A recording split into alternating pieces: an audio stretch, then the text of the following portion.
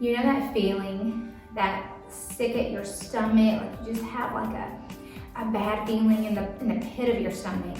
That feeling that maybe you've actually done something wrong and you need somebody to forgive you, the person that maybe you wronged.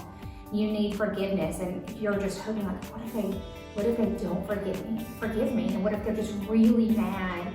You know, it's just like this feeling of like, oh, I'm so sorry and I want to make it right. Well, I have a story for you. That feeling isn't just something that we get. It's been happening all along to people who were hanging out with Jesus even before he died on the cross.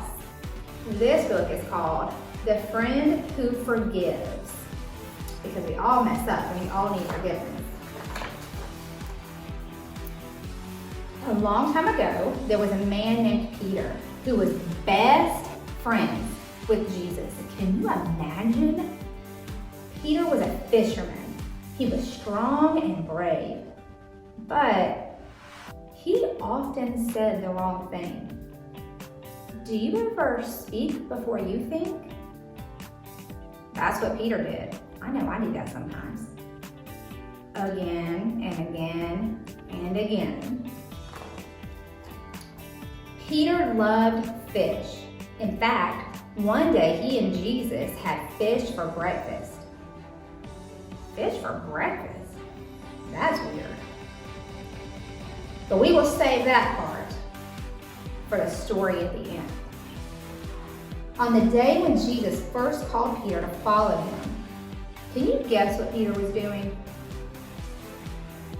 That's right. Peter was fishing. Follow me and I will make you a fisher of men, Jesus told him. Can you imagine that?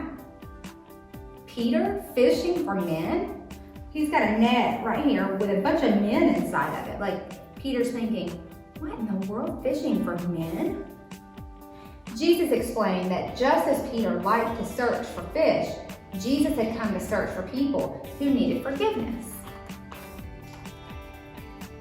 Peter loved being friends with Jesus. He saw Jesus do lots of amazing things. One time, Peter's mother-in-law was sick. Jesus healed her.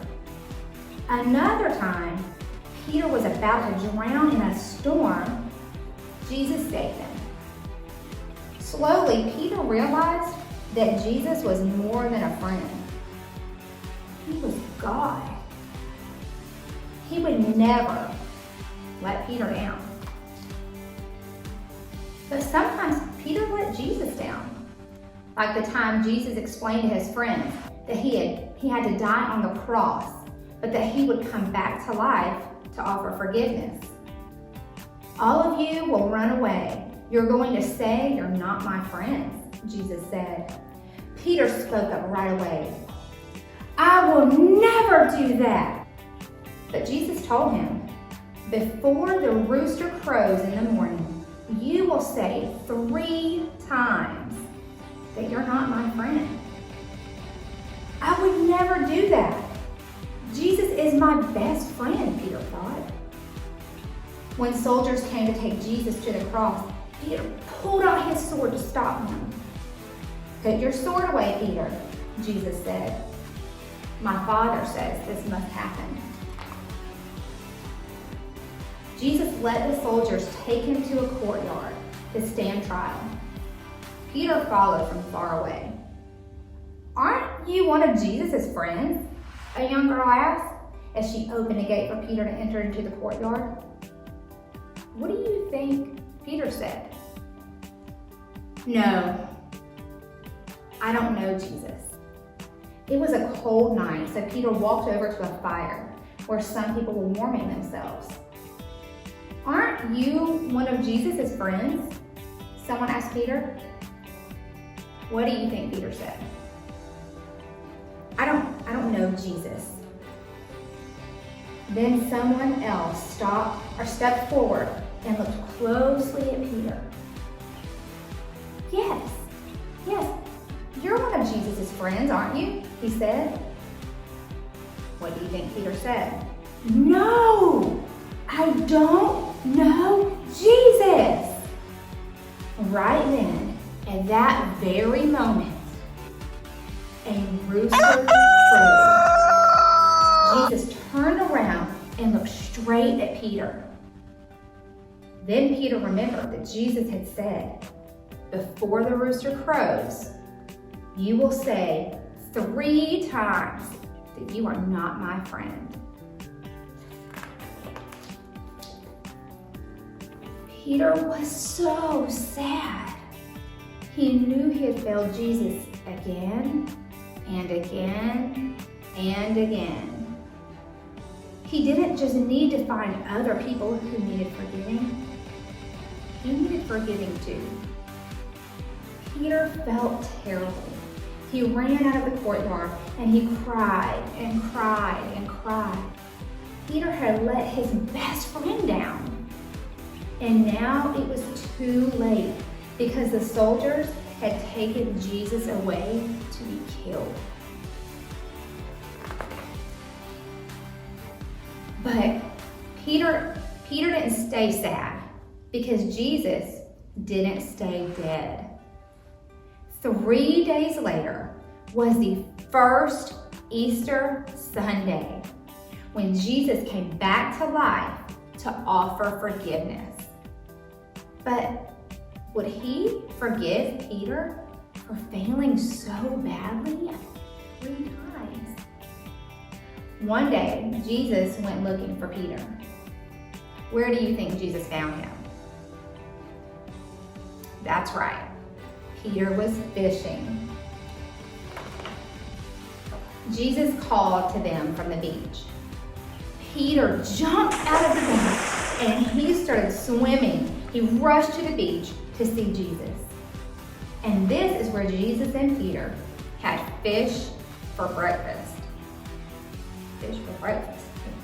That's weird. Peter was so happy to see Jesus alive. But would Jesus forgive him? Peter wasn't sure. Maybe Jesus wouldn't want to talk to him. Maybe Jesus wouldn't want to be friends with him. But yes, Jesus did want to talk to Peter. And yes, Jesus did want to forgive Peter. Wow. And since Peter had said he didn't know Jesus 3 times, Jesus gave Peter the chance to say 3 times, "I love you, Jesus."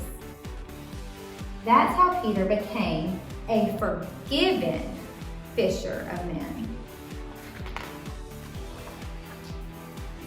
Peter spent the rest of his life telling people about his best friend, Jesus.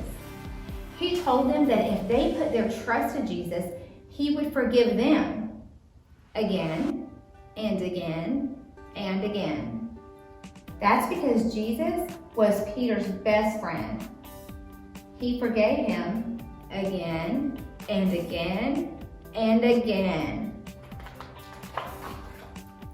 And if you trust in Jesus, he will forgive you too. Again, say it with me, and again and again. That's right.